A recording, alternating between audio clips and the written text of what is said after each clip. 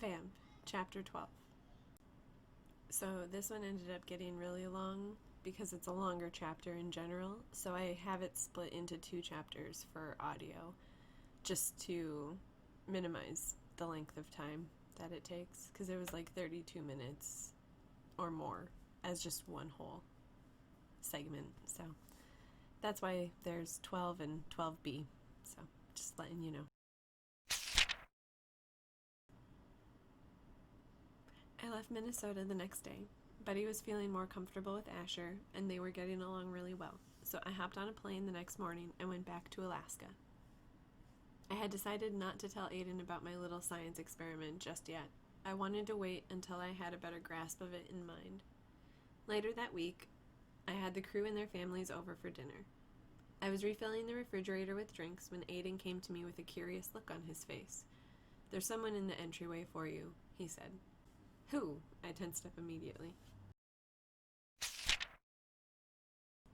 Aden replied. He said he was a private investigator.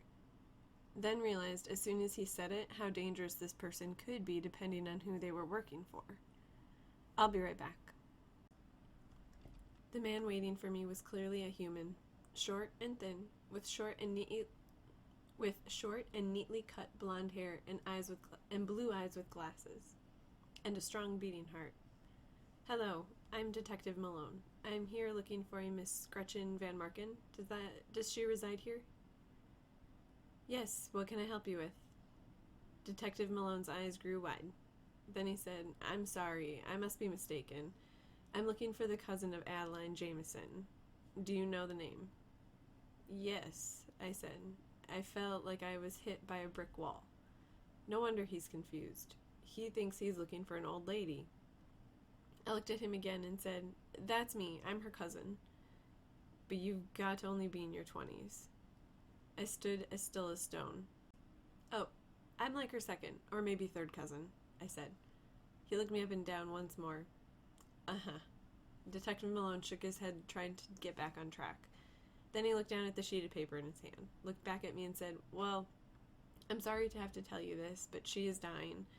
There isn't anything the doctors can do anymore except make her comfortable.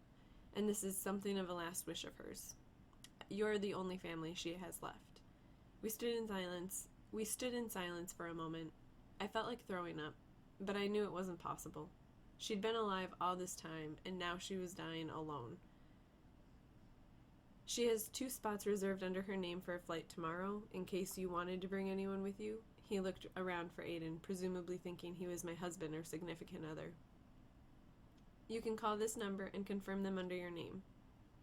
"Thank you," I said as I took the paper from him. "You're welcome, Miss Van Marken. Have a wonderful evening. I will be at the Little Bed and Breakfast on Main Street until tomorrow morning. This is my cell, and I will pick up any time, day or night," he said, and then turned and walked out the door. Aden came out from the kitchen, holding a plate of food with one hand and eating a chicken wing with another. "Did you hear?" I asked. He nodded as he chewed on his chicken wing. "You said you never wanted to go back to your family for fear that you could lead Vladimir to them, but if she's dying anyway," he said, trailing off. I stared down at the locket I was holding in my hand. I had started playing with it while talking to the detective and only just realized it. For the first time in over 50 years, I opened up the locket and took out the small piece of paper inside and read it to myself. "I will always be there for you. I love you. Adeline." The note I had written for her locket held the exact same message, only with my signature. I looked up at Aden and said, "I have to go. I have to be there with her. I don't know how she found me, but she did, and this must mean more to her than anything at this point." I didn't even know I was crying until Aden walked over and wiped away a tear that was running down my cheek. "Do you want me to come with you?" "What about the boat and the next outing?" "We are not going out again until after Halloween, and Pops can keep it in shape until I get back." What do I even say to her? How do I explain what happened? "You'll figure it out when the time comes. Now let's get back to the party before they think we're doing something dirty," he said, pushing me against the wall while smiling. I laughed and wiped the tears off my face. Then we headed back to the kitchen, where everyone had decided to congregate. Matt's girlfriend Karen wasn't very friendly, and she decided to just sit there and basically stare at the countertop all night long. but James' wife Allie was incredibly nice and funny. She had shoulder-length brown hair and huge blue eyes. James was right. I did like her, and we hit it off right away. Allie was a little older than I was, by human age, of course. She and James were 26 years old, and they had a beautiful little girl with blonde curls and Allie's big blue eyes and a little boy who was basically a mini James. Everyone stuck around till about 9 that night, and after everyone headed home, Aden and I decided to pack up so we could head out. In the morning. I told Aden I'd come pick him up at 6 in the morning and we'd head for the airport. After he'd gone home, I dug out my passports and other forms of identification. I decided to go as Rachel Porter, an identity I like to use a lot when traveling or alone in bars waiting for someone to come in and let me feed off them for a while. Aden would go as himself since I didn't have time to get him a fake identity, and I also didn't think he'd need one since no one really knew who he was outside of Good News. I pulled out the piece of paper Detective Malone had given me with the phone number to call and confirm the plane tickets, and did just that. Our flight would be leaving tomorrow at 8 a.m., and we would arrive in Florida sometime in the afternoon, where we would rent a car and drive to Adeline's house. I did some research and found a hotel near Adeline's house that was right on the beach. I called to see if they had any vacancies, and luckily they did. Then I whipped out my cell phone and called my old friend Mason. Mason was an alchemist who lived about 2 hours away from Adeline's house. He had always been making weapons and other projects for me. I figured I could call and see if he would be around while Aden was visiting. I got his voicemail. "Hey, this is Mason. I can't get to my phone right now, but leave me a message, and if I like you or think you're hot, I'll call you back." I rolled my eyes. Mason had always been a cocky man. Not that he didn't have the right to be. He was a cross between an Abercrombie Fitch model and a Roman god. He was tall with dark, dirty blonde hair and these mesmerizing dark blue eyes. And he had one of those perfectly symmetrical faces and bodies. His abs and biceps looked like they had been chiseled out of marble by Michelangelo himself. And he was so charming he could sell condoms to a monk. But he was never the type to settle down with just one woman. "Hey Mason, it's Gretchen. I'm going to be in Miami tomorrow afternoon until Thursday. Just wondering if you could meet up. I have a few things I want to talk to you about. Give me a call back. Bye." I knew I could trust him with the tasks I had in mind, and I know I didn't have to worry about him. He was a genius with a PhD in chemistry and a master's in physics and biology. He could figure out almost anything. I dug out my knapsack and tote and started packing. My mind kept racing with the situations that could occur in the next few days. I thought about Adeline and what might happen if she couldn't hang on until we got there. I was also nervous about going to see her, even though the chances of, after 10 minutes of different scenarios going through my head, I turned on the TV as a distraction. When my packing was finished, I laid on my bed and wrote in my journal the rest of the night. I had never wanted to sleep so badly. Sleeping would help the time go by, but morning eventually came. And finally, it was time to head to the airport. Aden came out of his house with his hair pulled back, a gray t-shirt, black sweatshirt, blue jeans, and a pair of aviator shades on. We flew through security without a problem, and before I knew it, we were looking out our first-class window of the plane, which was sitting on the runway. I had so many thoughts going through my mind, I wasn't even sure which ones to pick out and deal with first. I felt Aden grab a hold of my hand just as the plane started to accelerate for takeoff. This was always my favorite part of flying. I loved the roar of the engines and feeling the bumps of the runway under my seat, each approaching faster and faster until finally the tires lifted off the ground and we were in the air. I looked at Aden and smiled. "Are you nervous?" he asked with a half laugh. "I'm scared," I said with a straight face. He squeezed my hand and I laid my head back against the seat, looking out the window at the world below. When we landed in Florida, we walked to the rental car desk. I turned on my cell phone and realized I had a voicemail from Mason. I called my voicemail to listen to it. "Hey there, beautiful. You'll never guess how excited I was to hear your voice on my phone. Well, I guess you have an idea of how excited I can be.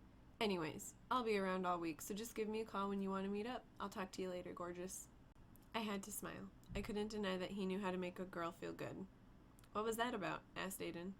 "Oh, I called my old friend Mason to see if he'd be around while we were here. He's an alchemist, and I need some new tools." "What's an alchemist?" Then after a quick pause, he said, "Doesn't alchemy deal with metals and stuff?" "Yes, but it's slightly more complicated than that. Mason can explain it much better than I can. What I know about it is that you have to understand a compound, and then be able to break it down into every single element that binds it together. And then you can create new compounds and stuff. I've had him build me armor and weapons before. Aden nodded his head and looked at me like I was half crazy. I grabbed his hand and we got in line at the Enterprise desk and waited to get a car. I picked a blue Mini Cooper.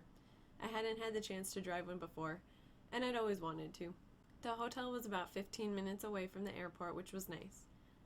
When we arrived at the hotel, we checked in and unpacked our things. I always like to have everything organized as soon as possible when I get into the hotel room.